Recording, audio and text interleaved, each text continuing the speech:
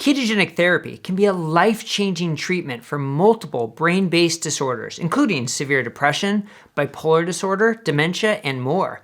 And it can even put type 2 diabetes into remission. Yet some experts in the field, including the American Diabetes Association, claim the brain and the body need carbs, and therefore, we probably shouldn't eat a ketogenic diet if we want to be healthy. But it turns out this is completely false. Let's see why. Welcome to Metabolic Mind, a nonprofit initiative of Bazooki Group, transforming the study and treatment of mental disorders by exploring the connection between metabolism and brain health. Thank you for joining us on this journey. At Metabolic Mind, we get comments almost weekly that people should avoid a ketogenic diet because the brain needs carbohydrates, and therefore it would be unhealthy to remove carbs from the diet. And recently, the Director of Nutrition and Wellness of the American Diabetes Association posted a video claiming the same. Well, first let's get one misconception out of the way. A ketogenic diet doesn't have to be a no-carb diet. Keto diets can consist of an array of high-fiber veggies such as broccoli, cauliflower, zucchini, spinach, bell peppers, and even small amounts of strawberries and raspberries. So even if the body did require carbs, which it doesn't, but even if it did, a ketogenic diet can contain between 20 and 50 grams of carbs, depending on the individual. But perhaps more importantly, the idea that the brain or the body need carbohydrates is simply wrong. But I can understand why some doctors or dietitians or even leading diabetes associations may believe that we need carbs. But before we go further, please remember our channel is for informational purposes only. We're not providing individual or group medical or healthcare advice or establishing a provider-patient relationship. Many of the interventions we discuss can have potentially dangerous effects if done without proper supervision. Consult your healthcare provider before changing your lifestyle or medications. In addition, please recognize that people may respond differently to ketosis, and there isn't one recognized universal response.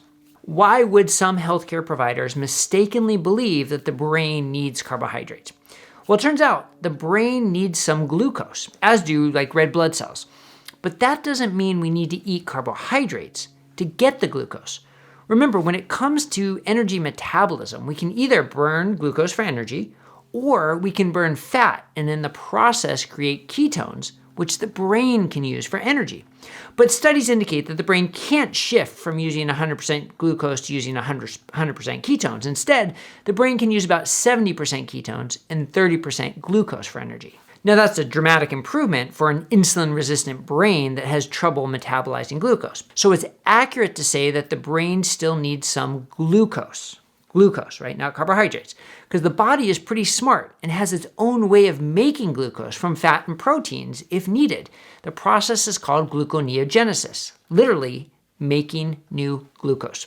So even on a sustained no-carb diet, the body and brain get plenty of glucose. But that's why some people believe that we need carbs for our brains. It's incorrect. Our body supplies all the glucose we need without eating a single carbohydrate. But why else might the American Diabetes Association recommend rice, pasta, bread, and other carbohydrates that are well known to raise glucose and could easily worsen diabetes management?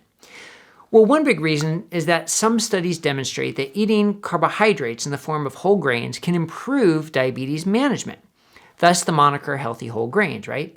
But it isn't enough to simply say studies show. We need to know more specifically what was the comparison group. And it should be no surprise that when you compare whole grains to refined grains, the whole grains come out looking pretty healthy. Now, most things will when compared to refined grain products. But what if we compared whole grains to no grains? How would they fare then? That's the question we should be asking. And when looking at studies comparing very low-carb or keto diets to control diets with whole grains, the keto diets tend to show better results for blood sugar control. So we need to take that next step and say, compared to what, when we hear whole grains are beneficial for diabetes management. Another complicating issue is many of the studies promoting carbohydrates and whole grains tend to be low-quality nutrition observational studies that have healthy user bias, confounding variables, inaccurate data collection, and really minuscule effect sizes. So it's nearly impossible to draw meaningful conclusions from these studies. Other reasons are kind of less scientific. People are going to eat carbs anyway. It's too hard to eat low carb. It's too restrictive, so let's help them make better choices since they're going to do it anyway. These are assumptions that we shouldn't make for other people. It may be true that some people will struggle following a low-carb diet, but many will do great, especially when they see the health benefits that they haven't been able to find with years or even decades of other treatments. So you can watch our other video about ketogenic therapy biases for a more detailed discussion about this. But in general, we hope this helps you understand that it is a complete misconception that our brain and our bodies need carbohydrates. We might need some glucose, but we don't need to get it by eating carbohydrates. So I hope this was helpful for you and hopefully helpful for the ADA as well. So now that you know our brains don't require us to eat carbs, could ketogenic therapy be a potential treatment for you? Well, you can watch our prior videos for more information so you can have a more informed discussion with your healthcare team.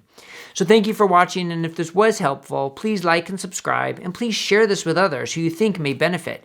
And leave us a comment, as we'd love to hear about your experience with ketogenic therapy.